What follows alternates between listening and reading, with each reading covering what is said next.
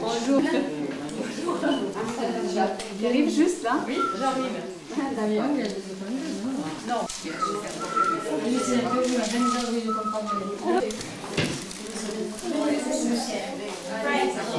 Oh, okay.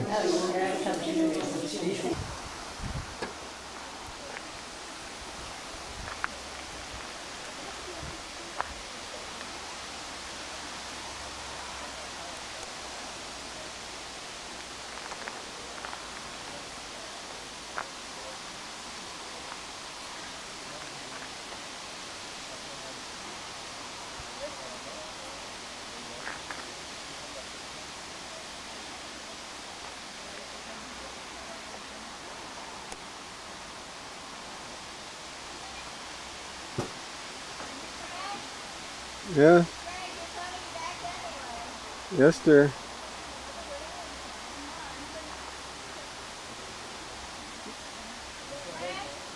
Yes, dear. Ça, c'est ça. Premier contact avec le Qatar. Et là, déjà, Saint-Dominique, ils sont un peu de...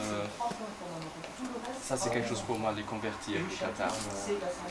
Ici aussi, maintenant, la princesse est décédée. Qu'est-ce qu'on fait? On n'a plus envie de rester, de retourner tout de suite en Espagne.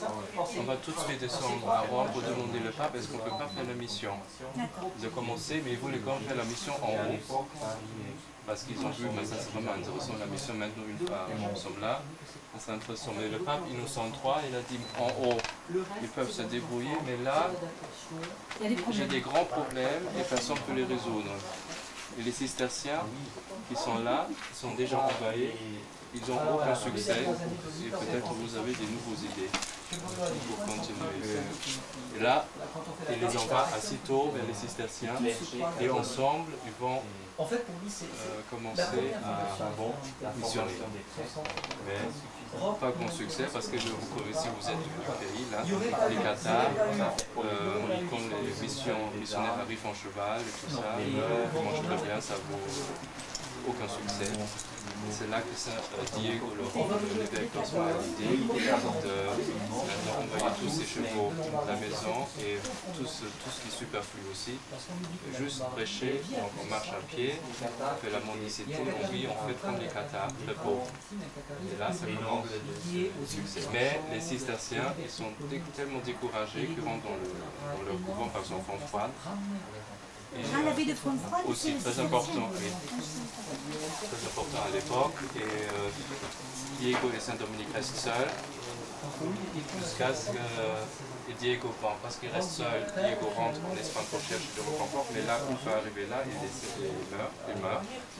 Et Dominique reste seul, il reste seul. Moi j'ai fait le trajet cet été avec des sœurs, j'ai fait Rome, Sienne, Florence, Bologne, on a fait les lieux Saint-Cyr. On peut continuer l'autre cas. Ici il reste à Fourgeau, mais il a arrivé 34 à peu près, 34, 35, donc très jeune. Et c'est très intéressant à voir parce qu'il est... Edmond Rostand.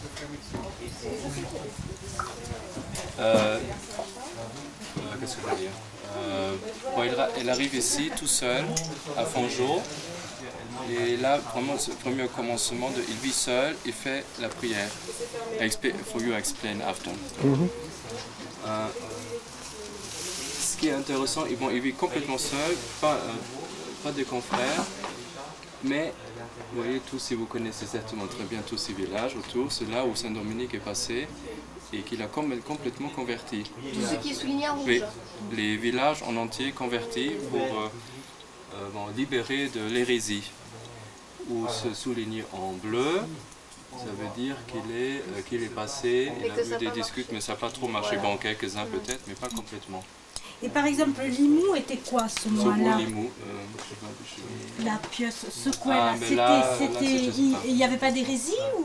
Ah oui, certainement, il y a partout. Oui, c'est ça, c'est jusqu'à Toulouse. Donc les petites croix, ça veut dire quoi? Ouais, ça, je ne sais pas très bien parce que c'est pas marqué. D'accord.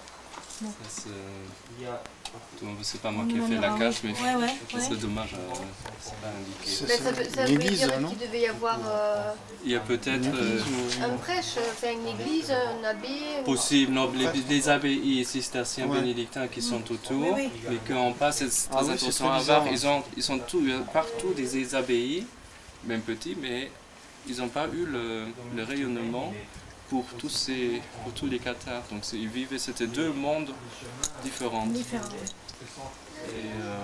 Mais quand même, Pro est très important, là vous connaissez aussi en bas. C'est au 1207 déjà, 9 dames cathares converties rapidement. Et là, ils voulaient quand même vivre ensemble comme les cathares, mais sans hérésie, donc ils sont allés à Pro. Et aussi cette vitesse, mais vraiment seul, il a tout converti. Donc il a le pilier de contemplation et aussi la prédication. Ça, c'est la révolution du Moyen-Âge, parce que là, des moines qui ne restent pas simplement dans le couvent, mais qui sortent aussi pour la prédication. Après, ici, maintenant, Saint-Dominique, il ne reste pas seul. Il y a quand même quelques frères qui viennent, parce qu'il devient de plus en plus célèbre, c'est clair. À peu près une vingtaine de frères qui se regroupent à Fongeau. Et Saint-Dominique dit maintenant on vit en communauté, donc un autre pilier. Et c'est là la leçon prière, prédication et communauté. Et donc maintenant c'est déjà l'ordre, c'est ça, comment ça commence. C'est ça.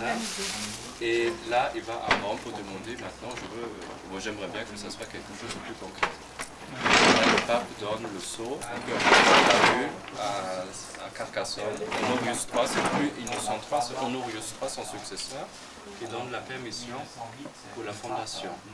Et une fois quand il rentre à Saint-Dominique, il dit aux frères, bon, maintenant j'ai reçu, maintenant vous êtes frères prêcheurs, alors on part.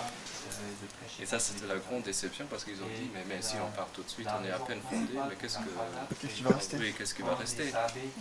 Mais il a dit, il faut que vous, c'est comme le blé, un blé tout petit, ça va mourir, mais après ça donne des fruits beaucoup plus. Mais il y a quelqu'un qui est resté pour... Moi il reste quelqu'un à Toulouse, mais autrement les autres, ils sont toujours partis 2 à 2. Donc ils font le chemin. Et la surprise, on peut la voir sur l'autre carte. Tu vois, à Toulouse, et à Paris, déjà 2 ans après, des couvents, mais ça, là, vraiment partout des couvents. À Madrid, 3 ans après. C'est vraiment pour cette époque-là où on marche à pied. C'est un succès. Oui. Donc ça veut des dire couvents, mais des couvents, vraiment des couvents dans des maisons où on vit ensemble. Et où on prie, donc pas que 2 personnes, vraiment au moins des personnes, vraiment des vrais. Et là, quand ils arrivaient par exemple dans une ville, qui leur finançait le lieu? C'est rien, c'est que des dons. Ils sont allés porte à porte, mais pour la nourriture. Quand ils ont prêché, certainement ils ont reçu quelque chose, mais que des dons. Et ça aussi, ça a impressionné parce que là, autant de Qatar qui disent que l'Église est l'Église de Satan, ils sont tous riches, ils s'en fichent complètement du peuple, eux vivent comme le peuple, mais prédication, c'est pour ça que et ça donnait aussi pour les universités. Tout de suite orienté Université de Paris, Bologne, vous voyez, 3 ans après, vraiment là, des distances en Espagne, en Italie, en même temps, c'est une véritable explosion. Oxford plus tard aussi. Parce que aussi, vous voyez, plus tard, ça m'a en Pologne. Ils ont beaucoup rayonné. Cologne, l'Allemagne aussi. Et pour ça, c'était une très très grande, vraiment une explosion nécessaire. Parce qu'une fois le frère Jourdain de Saxe, il a prêché, tout de suite 150 frères qui rentrent, qui veulent prendre l'habit. Donc c'est vraiment... Après l'autre carte, j'ai juste peut-être on va se mettre avec eux. Oui, c'est ça. Vous allez vous mettre avec eux.